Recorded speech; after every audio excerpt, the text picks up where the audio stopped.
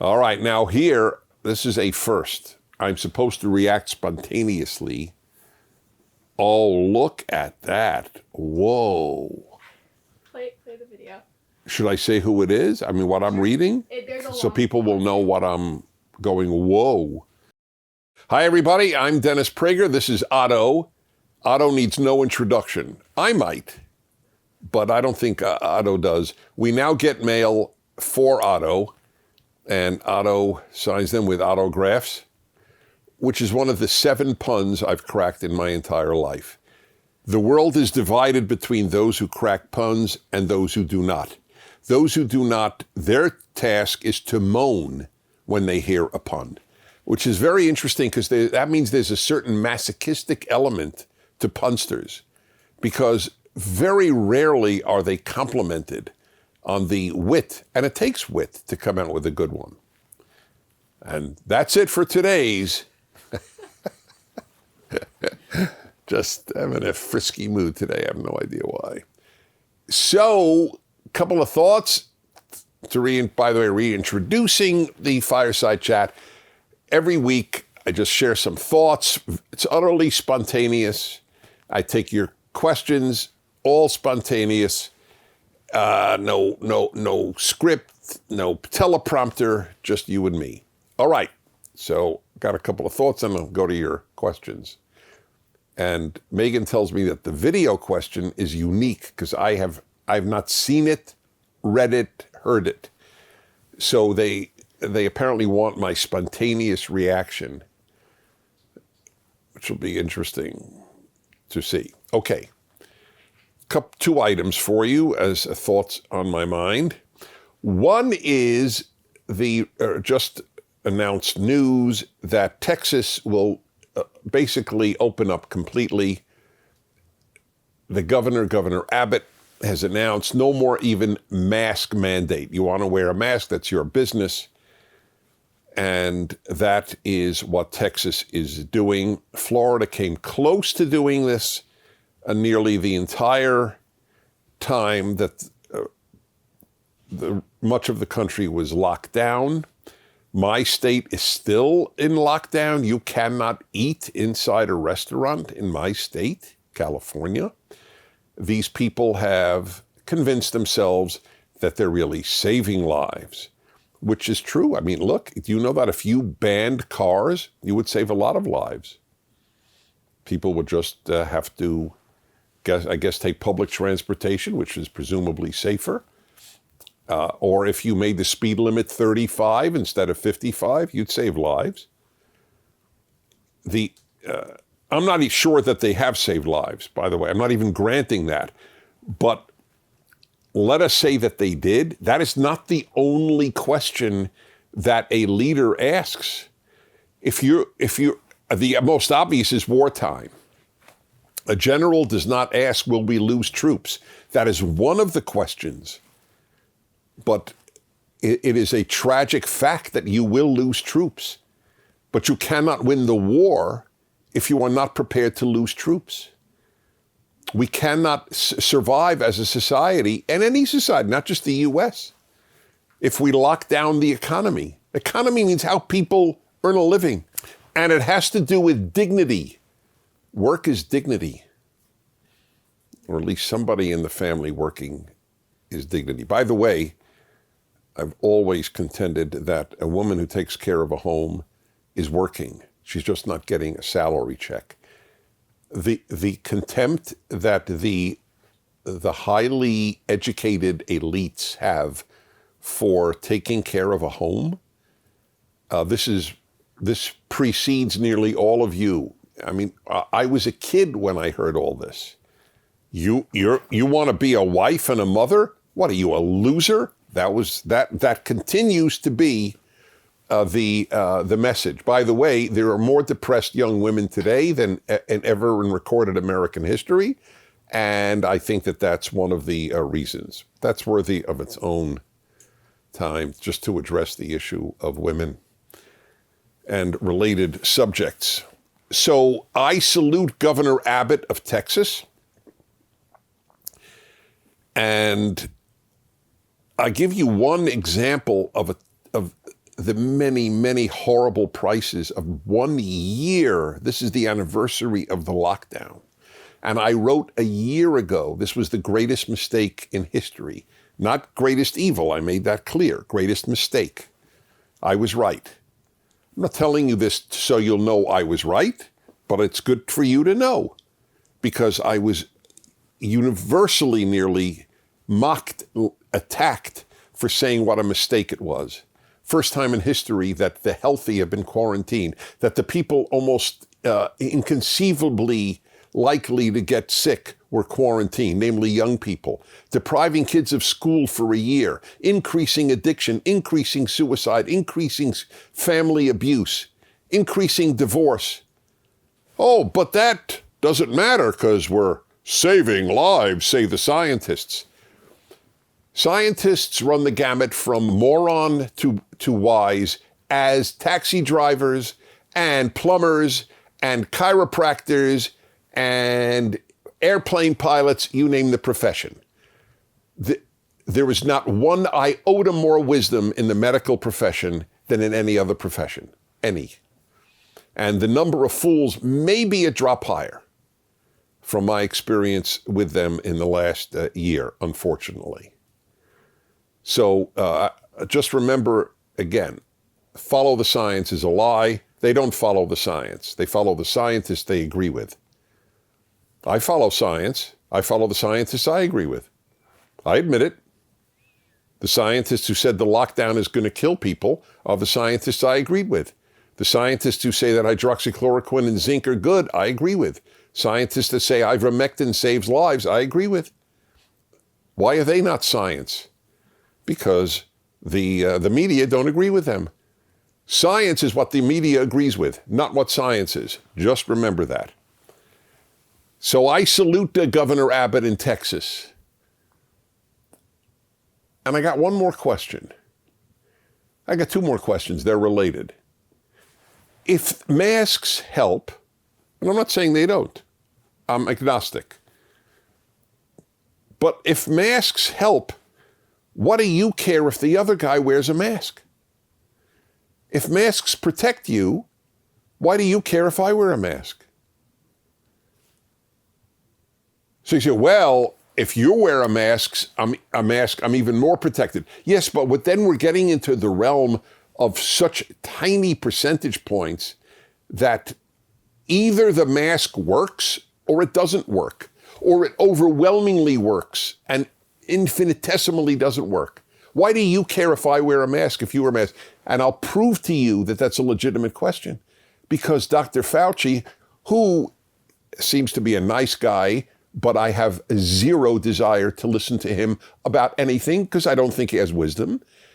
He has told us that after vaccines, we'll still have to wear masks, even if you're vaccinated. Then why the hell get vaccinated? Abundance of caution. You know what abundance of caution's initials are? AOC. Isn't that cute? Yeah, one of the members of the House of Representatives is abundance of caution. Abundance of caution. How about living life? I want an abundance of life, abundance of joy. Abundance of caution is paralyzing. How's that? AOC equals P. P for paralysis. That's why I don't trust them. Anyone who says after you get vaccinated, you'll still have to wear a mask, I consider a fool. You are either you're fooling me or you're a fool. There is no third possibility. When in the history of disease have people who have gotten vaccinated still been masked? This is, by the way, why do I care about masks? I care about masks because it dehumanizes people. That's why. A whole generation has had a year now, little kids, of not seeing faces. That's not good. That is not good. I have railed against the Muslim veil all of my life. I said women were dehumanized by it. Now men and women are being dehumanized. Oh, but not in the name of religion, in the name of secular religion, safetyism, which is more powerful or as powerful as fundamentalist Islam, as a guiding force in one's life. Oh, you'll be safe. Oh, in that case, I'll even wear it in my car. Oh, in that case, I'll wear 2 masks and a face shield. The irrationality in my state, where as I said on Fox News about a month ago or so, where you can sit on the plane and you're a couple of inches from a stranger, you could take off your mask to eat, but I can't take off my mask to eat in a restaurant in California 6 feet from someone.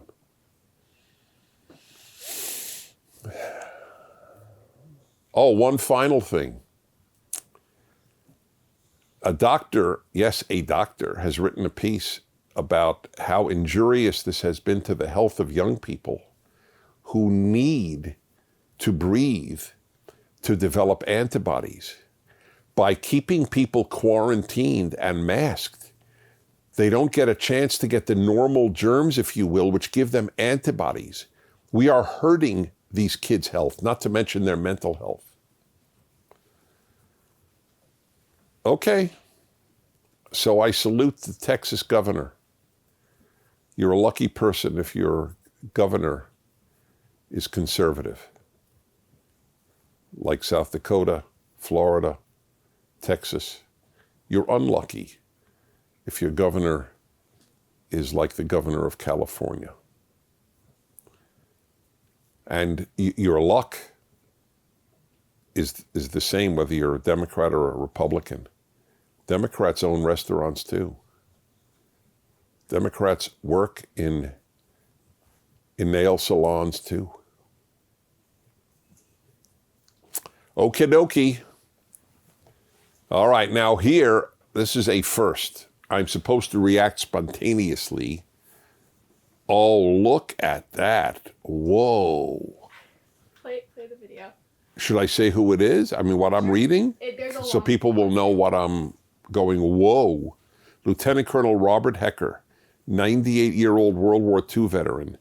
The 8th Air Force Bombardier was stationed at RAF, Royal Air Force, Denethorpe, Northamptonshire, 401st Bomb Group 615 Squadron. That's really great. So it's from him? Mm-hmm. Oh, that's sweet. Okay. Hello, Dennis. I'm so glad to get a chance to talk to you. I listen to you every morning and every day and keep track of what's going on. And I was so delighted to find somebody who seems to think the way I do.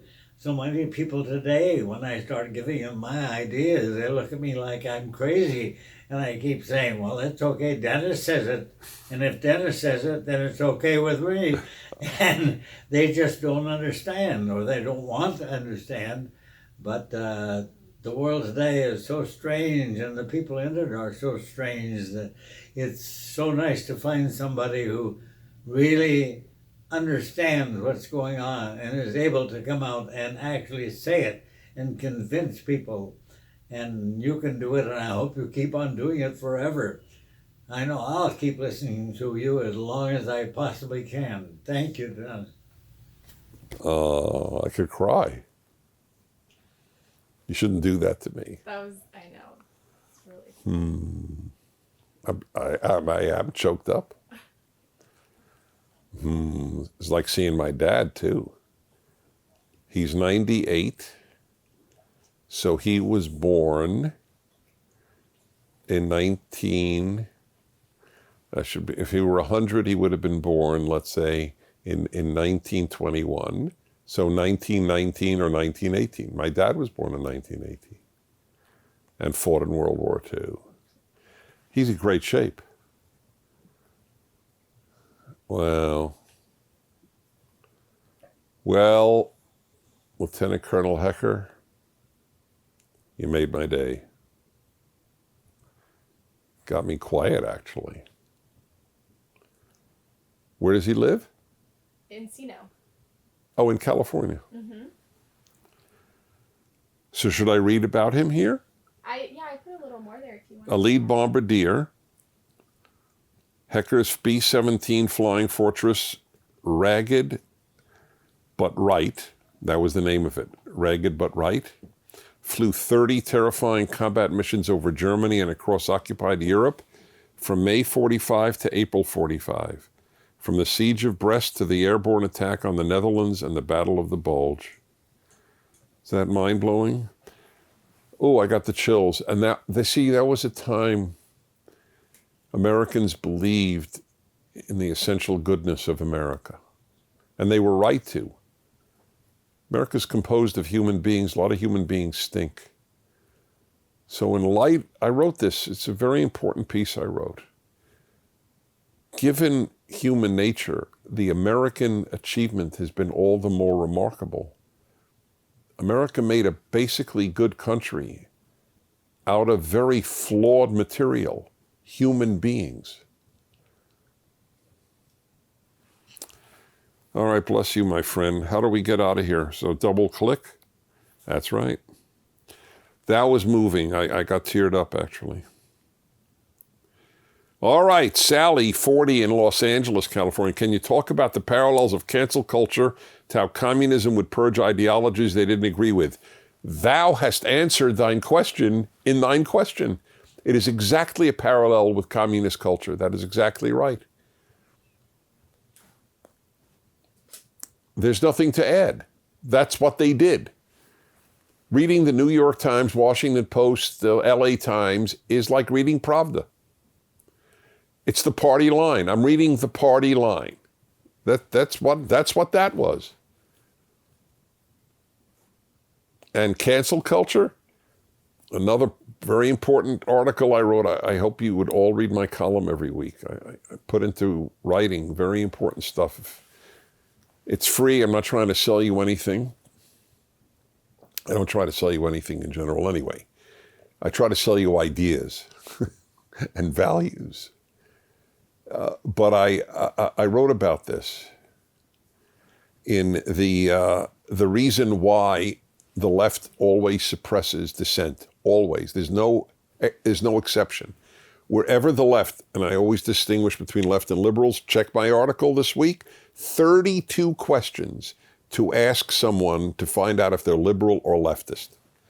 Even if you don't have someone to ask it to, you should look at the 32 questions. It will clarify what leftism stands for, without any judgment, without any statements, just as a question. 32 of them, my column this week. And they suppress dissent. And again, as opposed to liberals who welcome dissent. Conservatives and liberals have much more in common than liberals and leftists do. But liberals vote left, and that's the tragedy of America and the Western world. And the reason the left suppresses dissent always is that it cannot handle it. It is not based on reason or intellect. It is based on passion and dogma. The drivel that people are expected to believe, all whites are racist, do you understand? We're supposed to believe that?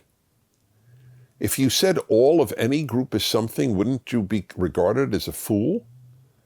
Could you say all blacks and then fill in anything? Could you say all Hispanics and fill in anything? All Norwegians? All Thai? All Japanese? The only group you could say all about are white Americans. Why isn't that self-evidently preposterous? Not to mention racist. Kara, 13 years old, Rockwall, Texas. Hello, Mr. Prager, Otto, Megan, and Snoopy. You're right between Otto and Snoopy. I was recently assigned a research paper about climate change and about the benefits of renewable energy. Uh-oh. Now, by the way, 13 years old. Why aren't you learning history? Why aren't you learning how to diagram a sentence? Why aren't you learning cursive? Why aren't you reading Shakespeare? Why aren't you reading the great American novels? You have to do, at 13, you're supposed to do, this is indoctrination. That's all it is. It's not what a 13-year-old is going to school for. You learn the basics of your civilization and of how to write a sentence in English if you're in an English-speaking country. That's what, by the way, I'm sure the vast majority of you never heard of diagram a sentence. Did you ever hear of it? I didn't think so. One of the reasons I write so well is because I learned to diagram sentences. Subject, verb, predicate, preposition, adjective, adverb. My friend and I wrote what we actually believe with statistics and cited sources, but we were both still given a failing grade. Our teacher's reason for our grade was we did not follow the prompt. We tried to fight it. What does that mean, did not follow the prompt? I was recently assigned a research paper about climate change and the benefits of renewable energy. Oh, so the teacher admits, I am indoctrinating you with the benefits of renewable energy. You can't have it both ways. You can't attack the student or fail the student for not following the prompt unless they must toe the line. That's so interesting. What a giveaway that it's indoctrination. We tried to fight it, but we were ignored and told by our teachers that we are stubborn and ignorant.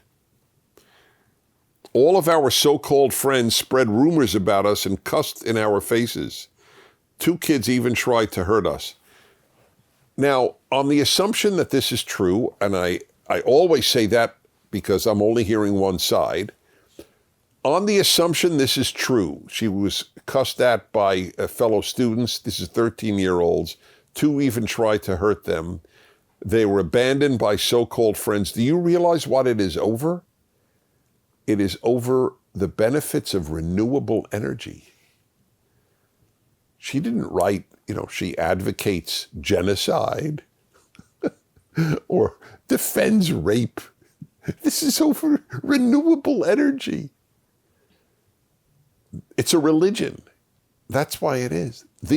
These 2 kids, what's her name again? Let's see, Kara and her friend, they're heretics.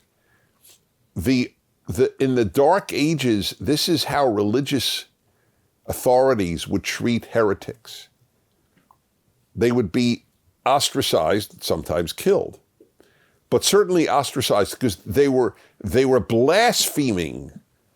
And that's what you do if you differ on any subject that the left holds. You are just like a medieval dissident in the medieval church.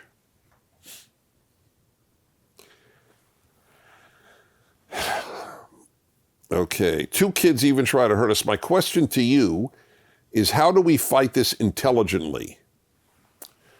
Right. By doing it intelligently. I'm glad that you put in the word intelligently. You do it calmly, and you even say, why do you hate me? Why are you so angry? Because I have a different view on renewable energy. Given that Texas had more people die of freezing than of heat this year because of this terrible burst of freezing temperatures, and the renewable sources froze up. They were not available. They were not reliable. They're not nearly as reliable as electricity and natural gas, not to mention petrol, gas, heating, and so on, and coal. I'm not saying we should not offer other forms of electricity, but I would ask them, why does this arouse so much anger in you? Now, it's not going to help, but it is worth asking. And the answer is, I'll tell you why. Because they have been indoctrinated at the age of 13 into believing, just as good leftists do, if you differ with us, you're evil. And that's it. So they think you're evil. Okay, Mark, 45, Sydney, Australia. Good day, Dennis. Good day. Oh, and Otto. From Australia, Otto.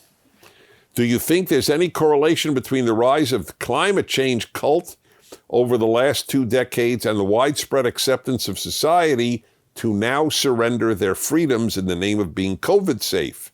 I think we now have a generation of minds unblemished by education. Instead, they've been indoctrinated to believe whatever those in authority tell them, so long as it is in the name of science. Well, I addressed that earlier. It's right, so long as it's in the name of science. It may not even be scientifically accurate, but if it's in the name of science, you just have to say, the experts say, and it is like a medieval religious man, thus saith the Lord. Now we have thus saith the experts. It's exactly, it's a religion. All of leftism is a secular religion. And we have been trained to accept anything that they want us to do. It's a little scary. We have to fight back. You know who's in the closet? I remember a call. I've been broadcasting 35 years. I remember a call about 30 years ago. So this is in the very, very beginnings of the gay rights movement.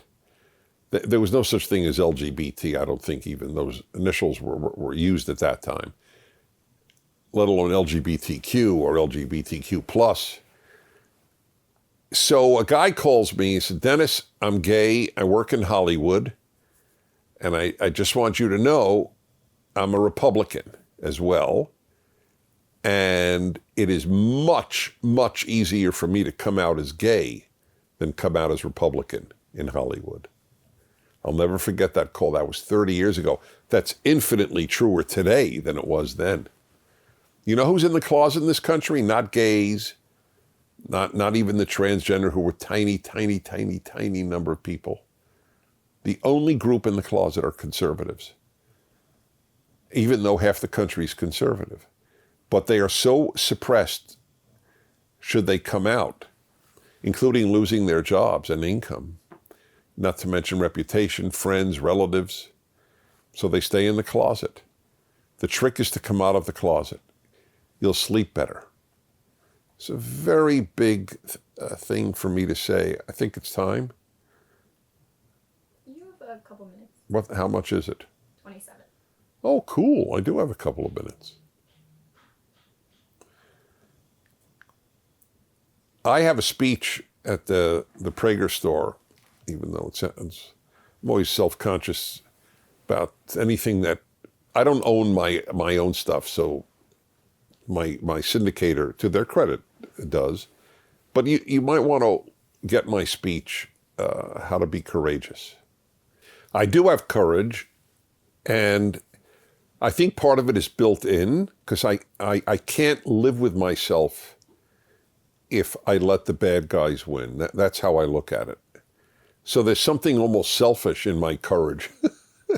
I can't sleep well if I suppress myself. But I think a lot of people don't sleep well if they suppress themselves. That's the irony. I have friends who have come out of the closet, because I'm in the music world, members of major orchestras in the country who've simply decided, I will let the chips fall where they may, I will come out as a conservative. And they talk to me, they text me, they're much happier. As isolated as they might be among many members of their orchestra, and that's a real area where you need to be with some camaraderie with your comrades, as it were. Nevertheless, it's like I had dinner a couple of years ago at a speech right before I spoke in San Jose, California, outside of San Francisco, and about 6 members of the San Francisco Symphony, one of the great orchestras of the country, had asked to have dinner with me. And most of them were wearing PragerU t-shirts. Members of the San Francisco Symphony Orchestra. And my first reaction was, do your colleagues know this? And they go, yeah, of course, we're totally open. Because if you're open, first of all, you bring other people into your life. As soon as you open up, you will find out who else has been hiding. So the doors begin to open.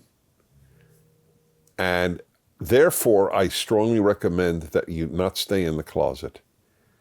It is very hard to open that door, but there's sunlight and there's air on the other side of that door, and there's darkness inside. That's a good parting message for you, to come out as what you really are and what you stand for. Otherwise, we could lose the West, and specifically, certainly lose America. So, open the door. In the beginning, there will be like a tornado. It won't be just fresh, beautiful air. It'll be a tornado. But once it passes, life is better. My friends, I want to remind you that this month and August are the fundraising months for PragerU, and your help makes it possible. My old line is that good people are divided into three groups: the fighters, those who fight, those who help the fighters, and those who do nothing. Those who help the fighters are as important as the fighters. America and the West and liberty are worth fighting for. So thank you for your help, and I will see you on the next Fireside Chat. Thank you for watching this video. To keep PragerU videos free, please consider making a tax-deductible donation.